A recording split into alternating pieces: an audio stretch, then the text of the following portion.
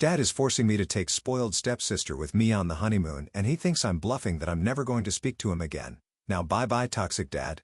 My father, the same man that gives me so many empty threats, shows up out of nowhere all these years later and demands that I take my sister, who, by the way, I don't even have a close relationship with me on my honeymoon. First of all, I've already paid for the tickets. I would never do this. And then all of a sudden, he also tells me, if you don't do this, I'm gonna cut you out from your inheritance. I didn't even know I had an inheritance.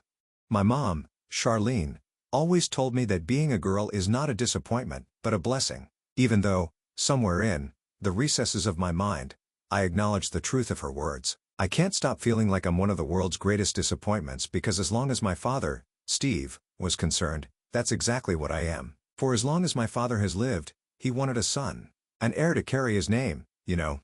He did not need a female child, and he made sure that I knew all that. I may have been born in the 21st century, but I might as well have been in the 18th century with the way my father treats me. Well, he even told me that he had never been so disappointed in his life as he had been on the day of my birth. He had not always been this cruel.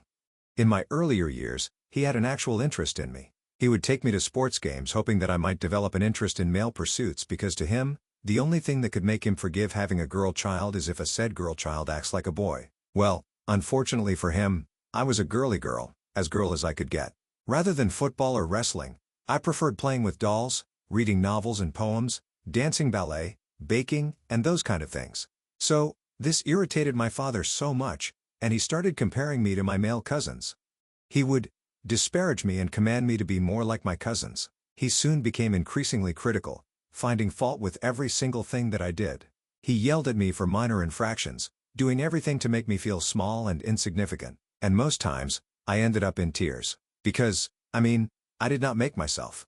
I didn't choose to be born like this, and I sure as hell did not make myself be born into my family. But perhaps what made it hurt the most was the fact that he was my father, and I wanted him to love me. I wanted him to accept me and call me his daughter. When I could not force myself to like the guy stuff, I tried turning to things that could improve my standing in the eyes of my father, like, I don't know, my academics maybe. I started thinking of pursuing medicine. I believed that becoming a renowned surgeon or something, you know, kinda like Ben Carlson, my father would have no option but to love me and be proud of me. It was a wild dream that fizzled out fast as a prairie fire inside of a rainstorm. When my mom found out what I was trying to do, she tells me that getting my father to love and accept me for who I am was like getting snow to fall in the month of July. She did not say it to discourage me or hurt me. Rather, she said it as a woman who has experienced my father's rejection. Just like that. And I wasn't the only one my father punished for his lack of a male child. He also punished my mother, perhaps more than he did with me. He never raised his hands on her. But you see his words? He wielded it quite adeptly like a swordsman. Hurtful words and cutting remarks that made it plain and simple that he saw her as worthless simply because she could not bear him a male child. Well, my mother finally had enough of it and immediately I gained admission into college. She divorced him and traveled out of the country. Her decision, well, it crushed me. Even though she kept in touch, I still felt abandoned. However, over the years, I came to understand. Nobody should continually but put down as my father did my mom. Yet because she loved me, my mom ensured that she stayed for 18 years. She deserved to break away from my father and find herself once again. A year after the divorce, my father met Lorna, a widow with a teenage daughter. Her name was Leslie. Lorna was working in the same company as my father and had just been transferred to the branch in which my father worked. Well, guys, 6 months later, he married Lorna and she and her daughter moved into the house. Since I was in college, I did not interact with them much, which was a good thing because the little time I did interact with Lorna and Leslie, much was left to be desired. Leslie was a child who just had an adult body, an obnoxious one. She was spoiled rotten and ate like a pig. To top it off, she does not understand the word boundaries and believes that simply because my father married her mother that makes us sisters, and that just gives her the right to my stuff, as well as a right to talk to me any way she feels like it. The not so hilarious thing is that she talks a lot, so it means that every time I'm in her presence, I was always battling with the urge to slap her. You know? And, don't let me get started on Lorna. You know the saying, you can't make a silk purse out of a sow's ear. That's exactly what Lorna's trying to do. I'm not the one to put on airs. I could not care less about one's financial status. However, it's obvious that Lorna and Leslie did not have much before they met my father. Now that they're married, Lorna is forever trying to act like she's the next thing to royalty. It'll be hilarious if she was not always trying to tell me what to do. Then there's the fact that Lorna promises my father a son. She even claims her father and family have a long line of male children. It's true that it does tip the odds in one's favor, but does not the issue of a child's gender depend more of the father than on the mother? Anyways, my father believes in Lorna and caters to every one of her whims, including setting up a trust fund for his future son. Without anyone telling me, I knew what it would mean for me if Lorna gave my father the son he so desired. I could not be cut off completely from his inheritance. Not that I put my hopes on it, but that trust fund drove the wedge between my father and me deeper. I stopped going home often, spending most of my holidays at my mother's place. Then in my final year of college, I met Colin. He was doing his master's at the school. We met at the school's cafe, and there was an instant attraction. Soon, we got to dating, and by the time I finished college, he proposed. And for a while, it was only my mom who knew of my engagement. But once the planning for the wedding started, my mom had called and urged me to tell my father. Even though I felt like my father was least deserving of such an honor, for the sake of my mother, I informed him that I was getting married. My father did not even try to offer a congratulatory message. All he said was, "Oh, I see." Lorna and Leslie had no issue. They were actually gushing over me. And well, yeah. Besides that, they started planning what outfits they would be wearing to the wedding and dropped non-subtle hints that they wanted to meet Colin. And that, guys, was the second reason I did not want to inform my father. I didn't want those two imposters at my wedding. Colin told me that it was unavoidable, and I should not let such thoughts steal my joy. I was trying to do that to a large success until this morning happened. I was on a call with my mother touching on a few details about my wedding that would be happening in 3 weeks' time, as well as the honeymoon destination that I had inside my brain. You know, I had no sooner ended the call when Lorna entered my room without an iota of shame. She told me that she overheard my conversation with Mother and wanted me to take Leslie along with her on the honeymoon because her baby girl had always wanted to see Bali. Guys, my jaw came unhinged. I mean, what?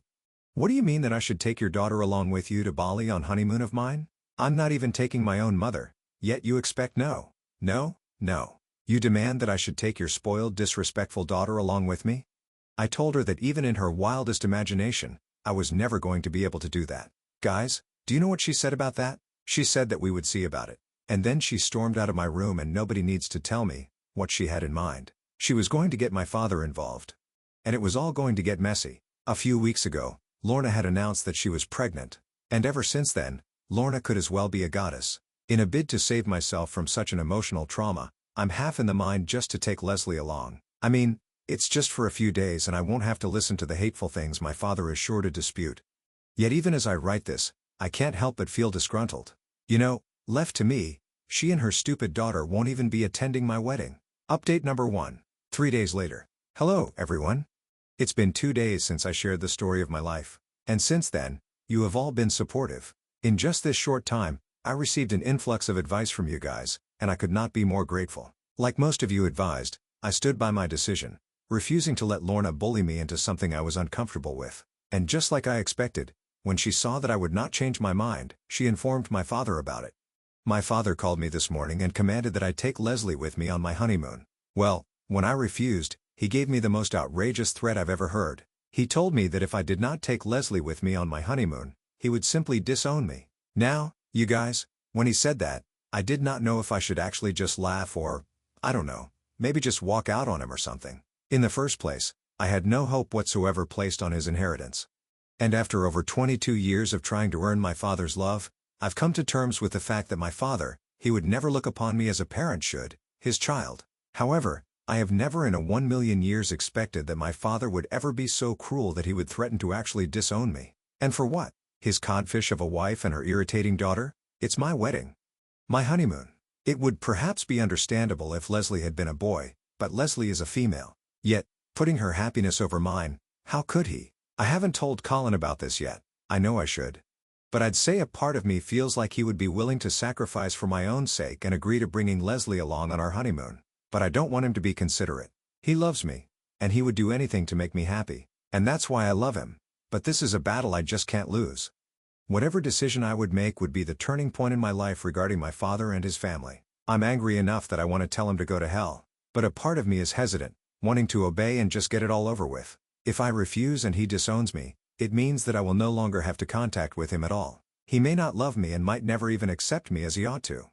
But he's still my father, and I can't bear to lose him, or can I? To be honest, his threat has brought up a boatload of mixed emotions in me. On one hand, there's anger, there's resentment, and a deep-seated hurt, and on the other hand, there's a fear of insecurity. I just want to walk away as much as I want to do my family's bidding for the sale of peace.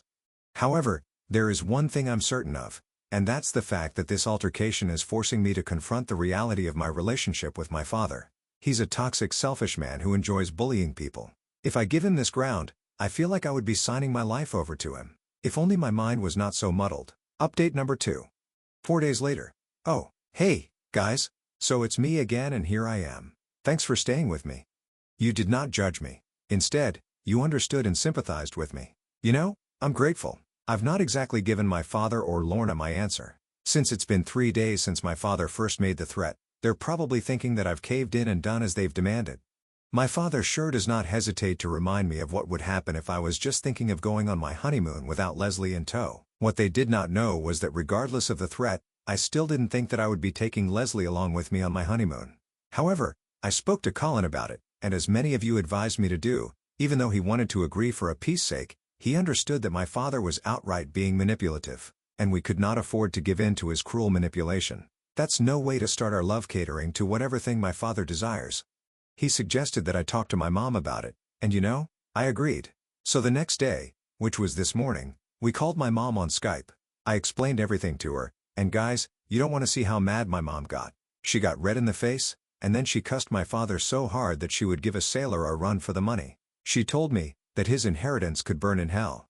You know, she was just so angry that he dared to put such an ultimatum on me because of his family. She said that my father had done me wrong for a long time. But this one must have took the cake. According to her, no inheritance is sufficient to pay me for the years I had put up with him. She then went on to apologize for leaving me after the divorce. She looked near tears, and I just had to calm her down and promise that I was all right, and was going to remain all right. She insisted that I not give it to my father, well, at all. None of his threats. She said that Lorna asking me to take Leslie on my honeymoon in the first place showed that she had the brains of a bird and the shame of a donkey. Guys, I have to tell you that I've never felt more loved than I have been this morning. Backed by Colin and my mother, their outrage gave me a sense of justification. That I was the one wrong. That I wasn't just being unreasonable because, well, to be honest with you guys, I sometimes wondered if that was what I was doing. Their responses squelched those stupid whispers of what if. My mother suggested that I get out of the house away from my father's threats and his selfish family so that I could think clearly without them pressuring me. And, you know, Colin supported the idea and said I should lodge in a hotel to the wedding, that he would foot the bills. And it was not a hard sell though. I don't think I would stay that long at the hotel. Just the mere thought of getting away has already gotten me relaxed. Update number 3. 2 days later. Hey everyone. You would never believe what happened today. When I agreed to move into a hotel, I never in a 1,000,000 years thought that I would come up with what I did this morning. Today was the day I moved out of the house to the hotel. Colin came over to help me pack, and even though I didn't have much to pack, LOL, I made sure it was after my father and Lorna had gone to work. Not that I was scared of what they would say if they saw me, but I did not have the time or the strength to deal with them. Colin drove me to the hotel and stayed with me till I got a room. And just as we turned to head to my room where Colin would finally say goodbye, I noticed a familiar face. It was one of my father's co-workers, a sweet woman by the name of Claudia. She was one of the people I enjoyed seeing because she was always so happy and bubbling with joy. However, today she looked so sad and I got concerned. I gave Colin the key to my room and told him to go ahead and that I would join him later, and then went to meet Claudia. She was surprised to see me and asked what I was doing there, and I just gave a flimsy excuse about wedding jitters, and then asked if she was all right. She tried brushing me off, but I made her promise to meet me for coffee in the next few minutes, and she agreed. So I rushed to bid Colin farewell and rushed back to the hotel's lounge where we agreed to meet. It took a little coaxing, but she finally told me what had made her look so sad earlier. Turns out that she had always been in love with my father, and in the moment of vulnerability, she told Lorna, who was her close friend, about her feelings, not expecting Lorna to go behind her back to win my father's heart. At that point, I almost told her that she got the better end of the stick. I couldn't, and still can't fathom how she could be in love with a beast like my father. But there's no accounting for taste, so I just stayed silent. However, I allowed her to pour out her heart and she told me that it took a while, but she finally mustered the courage to reach out to Lorna and mend the gap between her and Lorna. Even though Lorna had been the one in the wrong, Claudia said that she had to pretend not to be upset about Lorna stealing my father from her. At first, Lorna simply didn't believe her, but after a few weeks, Lorna finally believed Claudia was not angry with her anymore. Just like that. In fact, She believed Claudia so much that she brought her in.